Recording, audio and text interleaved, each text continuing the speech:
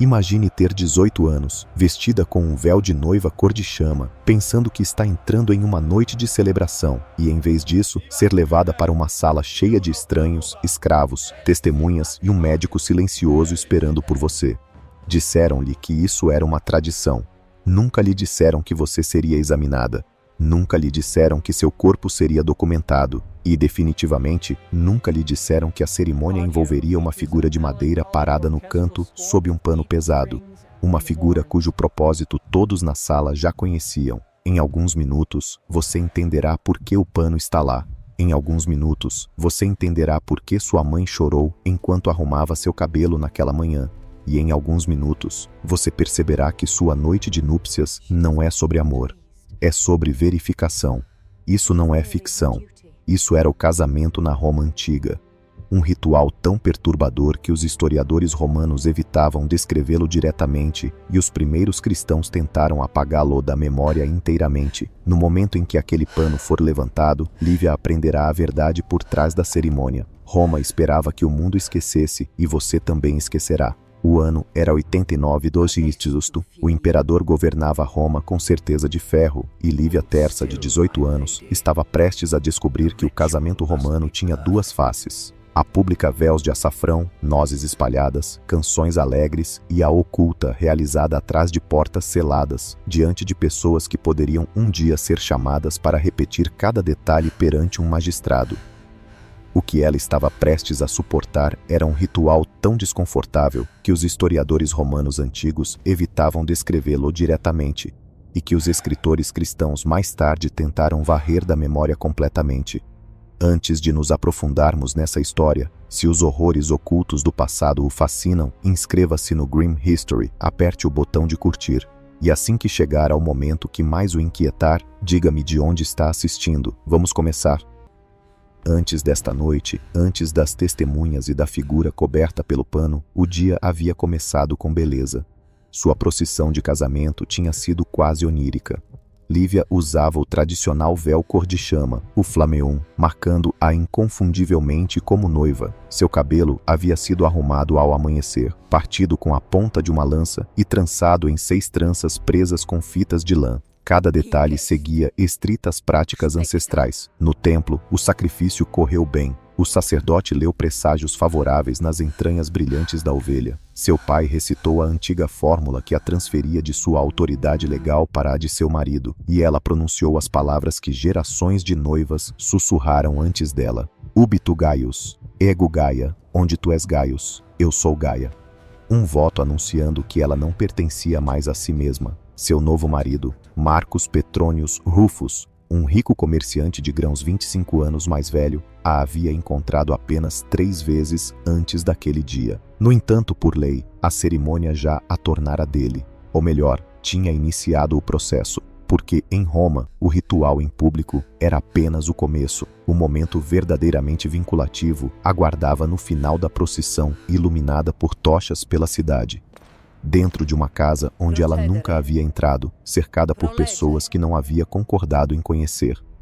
As multidões que ladeavam as ruas cantavam os tradicionais versos feceninos rudes, explícitos, deliberadamente embaraçosos, destinados a divertir os deuses e manter os maus espíritos afastados. Jovens gritavam sugestões através do véu que faziam o rosto de Lívia queimar de humilhação. Sua mãe lhe dissera que as canções eram inofensivas, destinadas a protegê-la. Mas Lívia vira as mãos trêmulas de sua mãe enquanto arrumava seu cabelo naquela manhã. Ela vira as lágrimas que sua mãe tentara esconder e lembrava-se do aviso final sussurrado em seu ouvido. Não resista. O que quer que peçam a você, não resista. Isso só torna tudo mais difícil. Quando chegaram à casa de Marcus Petronius Rufus, os últimos vestígios da luz do dia haviam desaparecido. A porta fora decorada com guirlandas de folhagens e lã. 2 tochas ardentes marcavam-na como um lugar onde um casamento seria consumado de acordo com a lei ancestral. A cantoria da multidão ficou mais alta. Alguém jogou nozes nela como uma bênção de fertilidade, as cascas prendendo nas dobras de seu vestido e arranhando sua pele. Parecia mais ridículo do que uma bênção. Marcos esperava na porta, e atrás dele, Lívia conseguia distinguir movimento. muitas silhuetas, muito mais pessoas do que ela esperava. A tradição exigia que seu marido a carregasse por cima da soleira da porta para evitar o presságio de tropeçar. Mas o gesto era mais antigo que isso. Ecoava uma época em que as noivas não entravam voluntariamente nas casas de seus maridos. Assim que a porta se fechou atrás dela, abafando as canções lá fora, Lívia finalmente viu quem estava esperando no átrio. Uma mulher idosa em trajes cerimoniais. A pronuba, cujo dever era supervisionar cada momento da noite. Um sacerdote de afiliação incerta, 3 escravas segurando bacias e panos. Um homem mais velho com uma bolsa de couro contendo instrumentos médicos. E no canto, parcialmente escondida sob linho drapeado, uma estrutura de madeira com quase 1,20 metro de altura. A pronuba se aproximou e segurou as mãos de Lívia, seu aperto firme o suficiente para impedir a fuga. Bem-vinda à casa de seu marido, disse ela. Os ritos sagrados devem agora ser concluídos. Poucas pessoas falam honestamente sobre o que o casamento romano realmente era. Não era romântico, não era sentimental, não era uma celebração de 2 almas. Era uma transação, uma transferência legal de autoridade testemunhada e documentada tão cuidadosamente quanto a venda de terras agrícolas ou gado. Sob as leis romanas mais antigas, uma esposa passava totalmente para o controle do marido, colocada in manu, literalmente na mão dele. Ele detinha o mesmo poder legal sobre ela que detinha sobre seus escravos. Até mesmo o direito teórico de julgar a vida e a morte. No início da era imperial, quando Lívia atravessou aquela porta, as leis haviam se suavizado na superfície. As mulheres podiam possuir propriedades. O divórcio era possível. Alguns aspectos do poder paterno haviam mudado, mas a fundação permanecia. O casamento transferia uma mulher do controle legal de um homem para o de outro. E como todas as grandes transferências em Roma, esta exigia confirmação. Pense em como os romanos lidavam com vendas de terras. Testemunhas observavam, rituais invocavam a aprovação divina, fronteiras eram inspecionadas e percorridas, documentos eram selados. Nada era presumido. Tudo era verificado. Os romanos aplicavam a mesma lógica ao casamento, com uma reviravolta sombria. A propriedade sendo transferida era um corpo humano, e a capacidade desse corpo de produzir herdeiros legítimos era o ativo sendo comprado. Assim, a lei romana exigia que tanto a virgindade da noiva quanto a consumação do casamento fossem verificadas antes que a união fosse considerada completa. Não rumores, não suposições, verificada. E os rituais projetados para alcançar essa verificação, aqueles que Lívia estava prestes a enfrentar, eram rituais que muito poucos escritores antigos ousaram descrever diretamente. Porque mesmo em Roma, eram considerados indizivelmente íntimos. Lívia estava tremendo ao lado da figura de madeira coberta, sem saber que o que aconteceria a seguir ficaria gravado em sua memória pelo resto de sua vida. Um ritual tão perturbador que gerações posteriores tentariam desesperadamente fingir que ele nunca existiu. A lei romana era desconfortavelmente clara em um ponto. Um casamento não existia legalmente ou socialmente até que a união fosse fisicamente completada.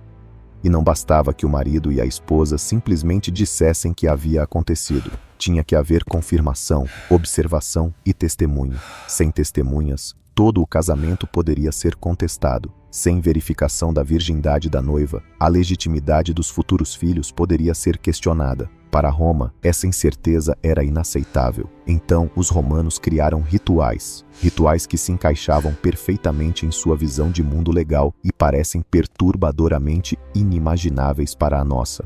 A pronuba apertou o braço de Lívia e a guiou em direção à estrutura velada no canto. O coração de Lívia batia tão forte que ela podia sentir seu ritmo na garganta. Ela sentiu que o que quer que estivesse sob aquele pano mudaria tudo sobre sua vida, seu corpo, suas crenças. Mas não havia caminho de volta agora. Você deve saudar Mutinus Titinos, a pronuba murmurou, sua voz firme, mas seus dedos rígidos. Você deve buscar a bênção dele antes que seu marido possa se aproximar. Os deuses devem testemunhar sua submissão. Lívia engoliu em seco, sua respiração trêmula. Ela nunca ouvira falar desse Deus antes e não tinha ideia do que saudá-lo realmente significava. Suas mãos tremiam quando ela alcançou o tecido drapeado. As testemunhas se inclinaram para perto. Até a escrava parou de se mover. A sala inteira parecia prender a respiração. Quando Lívia puxou o pano, entendeu o porquê. Parada sob a cobertura estava uma figura de madeira esculpida com desconfortável precisão anatômica na forma de um ídolo fálico. Mas não era um pequeno amuleto como os pingentes que as crianças usavam para dar sorte. Não era uma figura grosseira colocada em jardins para afastar intrusos. Era deliberada, intencionalmente proporcionada, construída para um propósito. E esse propósito tornou-se aterrorizantemente claro no momento em que a pronuba começou a explicar. Mutinus Titinus era a divindade sombria de iniciação e fertilidade de Roma. Autores antigos o mencionam apenas brevemente e sempre com um sentimento de vergonha, como se o próprio nome parecesse indecente. Agostinho, escrevendo séculos depois, quando o cristianismo apertava seu domínio sobre Roma, descreveu o ritual com fúria e nojo. As noivas romanas eram obrigadas a sentar-se sobre o emblema do deus antes de se deitarem com seus maridos, e faziam isso na frente de testemunhas. Ele condenou a prática, mas não a inventou. Outros escritores cristãos primitivos referenciaram o mesmo rito, sugerindo que era vergonhoso demais para descrever abertamente. Arnóbios alegou que as noivas eram obrigadas a montar no símbolo enquanto seus novos cônjuges assistiam. Lactantius argumentou que falar disso poluía a língua. Até Varrão, um estudioso pagão séculos antes, mencionou noivas sendo apresentadas a Mutinus Titinus com frases que sugeriam contato físico, embora ele cuidadosamente evitasse detalhes. Historiadores modernos, desconfortáveis com as implicações, muitas vezes minimizaram as descrições, sugerindo que talvez as noivas apenas se sentassem levemente no colo da estátua, em algum gesto simbólico. Mas a linguagem antiga não apoia essa interpretação mais suave. Agostinho usou incidere, uma palavra que significa assentar-se sobre, montar.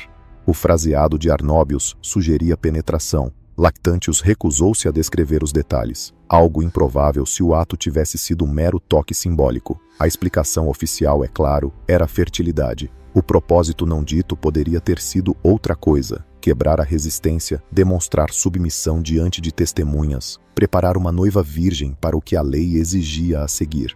Lívia ficou congelada diante do deus de madeira, a luz bruxuleante da lâmpada lançando sua silhueta grotesca na parede.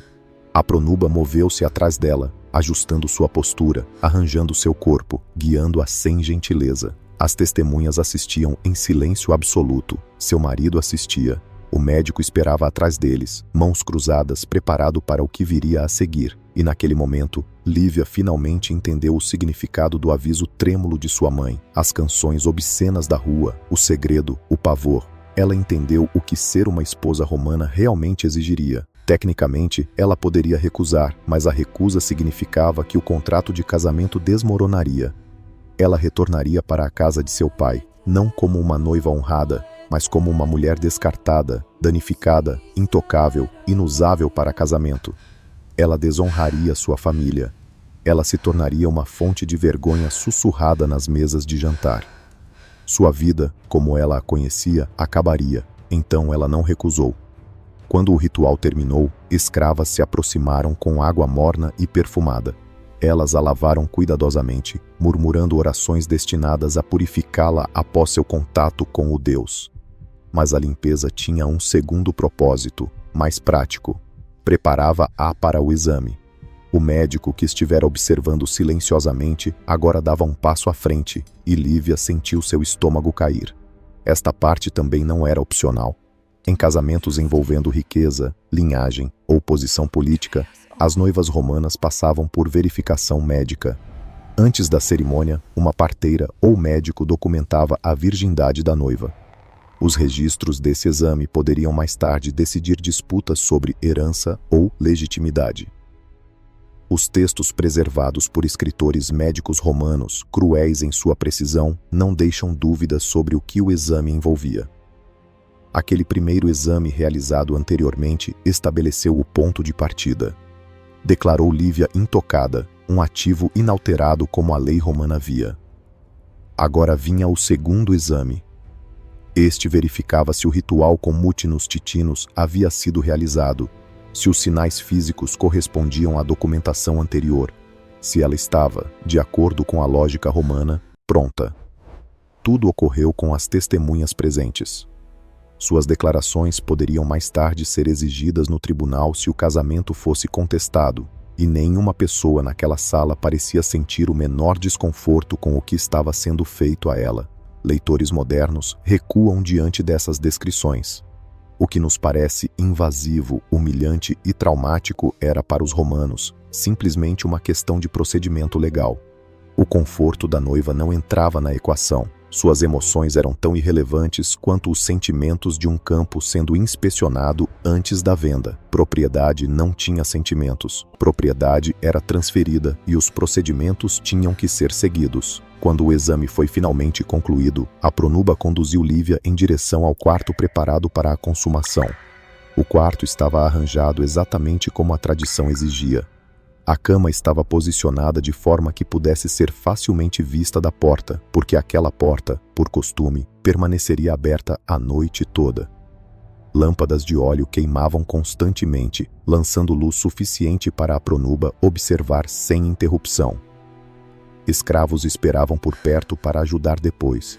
Cada parte do quarto parecia encenada, arranjada, preparada para um ritual do qual Lívia não podia escapar. Marcos entrou finalmente. Ele parou na porta, olhou para a pronuba que observava e caminhou em direção à cama. Seu rosto traía algo que Lívia não esperava.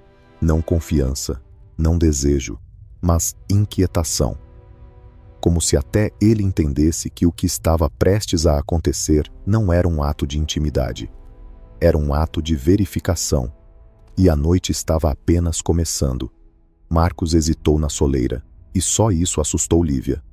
Ela esperava um homem confiante, seguro, até dominante, alguém que soubesse exatamente o que esta noite exigia. Em vez disso, ele olhou rapidamente para a pronuba como se buscasse aprovação ou permissão. Um leve rubor de vergonha cruzou seu rosto antes de ele se aproximar da cama. A pronuba ergueu o queixo, sua voz formal e pesada com autoridade ritual. A noiva está pronta. Os deuses testemunharam sua submissão, que a união seja completada de acordo com os costumes de nossos ancestrais, que os presentes afirmem o ato, que não reste dúvida de que esta mulher se tornou uma esposa. Seu tom não deixava espaço para hesitação. O que se seguiu desenrolou-se lentamente, hora após hora, sob os olhos fixos daqueles designados para observar. A pronuba montava a guarda na porta, avançando apenas quando a tradição exigia instrução, ocasionalmente ajustando algo, ocasionalmente corrigindo a postura de Lívia ou a abordagem de Marcos, garantindo que cada parte da consumação estivesse alinhada com a expectativa legal. A porta permaneceu aberta. A luz das lâmpadas derramava-se no corredor. Qualquer pessoa na casa podia ouvir os movimentos, as vozes, os comandos rituais. Cada som era parte da documentação, parte da evidência. Nada sobre aquela noite era privado. Nada deveria ser. Para Lívia, os lençóis da cama poderiam muito bem ter sido pergaminho, e seu corpo, a tinta que Roma exigia para finalizar o contrato. Tudo o que aconteceu foi uma forma de verificação, um último passo para tornar a transferência de autoridade incontestável. Ao amanhecer, o ar parecia pesado, as lâmpadas queimavam baixo e o médico retornou. Ele entrou com o mesmo distanciamento clínico que mostrara anteriormente. Sua tarefa era simples: confirmar que a consumação havia ocorrido e que Lívia agora portava as marcas físicas esperadas de uma mulher que havia cruzado de virgem para esposa. Este exame foi registrado. A pronuba deu seu testemunho juramentado. As testemunhas assentiram em reconhecimento. A transformação legal estava completa. Lívia Terça, com apenas 18 anos, era agora oficialmente uma esposa romana. Seu papel, sua identidade, seu futuro haviam sido todos remodelados em uma única noite. Ela passaria a ter filhos ao longo da próxima década. Ela supervisionaria a casa de seu marido, ofereceria jantares, gerenciaria escravos, realizaria deveres religiosos e portar-se-ia com a compostura esperada de uma matrona. Para o mundo exterior, ela pareceria digna, capaz, respeitável. Mas sobre sua noite de núpcias, ela não falaria com ninguém, nem mesmo com suas próprias filhas. Não havia palavras para isso, e na verdade, ela nunca ouvira outra mulher falar das suas também. O silêncio de Lívia não era incomum, era universal. As mulheres de seu mundo não registravam essas experiências, os homens não as documentavam em detalhes pessoais.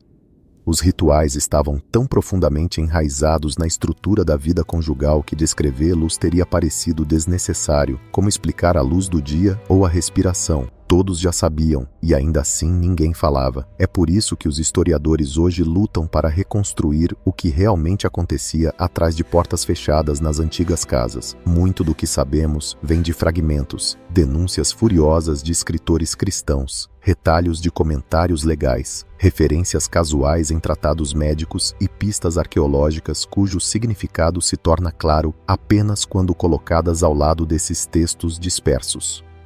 A ausência de relatos detalhados não é evidência de conspiração, é evidência de familiaridade. Os rituais eram a água em que as mulheres romanas nadavam, tão onipresentes que descrevê-los parecia inútil. Por quase 1000 anos, isso foi o casamento em Roma. Gerações de noivas percorreram os mesmos caminhos iluminados por tochas. Gerações de mães sussurraram os mesmos avisos. Gerações de jovens mulheres suportaram a mesma noite, as mesmas testemunhas, o mesmo escrutínio. O sistema perdurou porque todos homens, mulheres, famílias, sacerdotes aceitavam sua lógica. A propriedade tinha que ser verificada. Transferências legais exigiam testemunhas. O casamento produzia herdeiros legítimos e, portanto, precisava de provas. As mulheres eram o canal através do qual as linhagens familiares continuavam. Fazia sentido dentro de si mesmo, mesmo que pareça monstruoso para nós. O fim dessas práticas não veio de Roma decidindo que tinha ido longe demais. Veio de fora, da disseminação do cristianismo e da transformação dos valores romanos nos séculos IV e V. Com nova teologia, vieram novas suposições. Se as mulheres tinham almas iguais aos homens, não podiam ser tratadas meramente como propriedade. Se o casamento era um sacramento sagrado, não podia incluir rituais que a Igreja considerava obscenos. Se a modéstia era uma virtude, a presença de testemunhas durante a consumação tornava-se intolerável. A mudança não foi instantânea, não foi fácil, não foi completa. Mas gradualmente, através das cidades e lares da elite, as antigas cerimônias foram abandonadas ou reformuladas além do reconhecimento, e com elas foi-se a evidência. Estátuas de Mutinus Títinus foram destruídas ou enterradas. Textos referenciando os rituais da noite de núpcias foram silenciosamente removidos de bibliotecas ou deixados para apodrecer. Pinturas de parede sugerindo os ritos foram rebocadas. O dever da pronuba encolheu de supervisora ativa para atendente simbólica.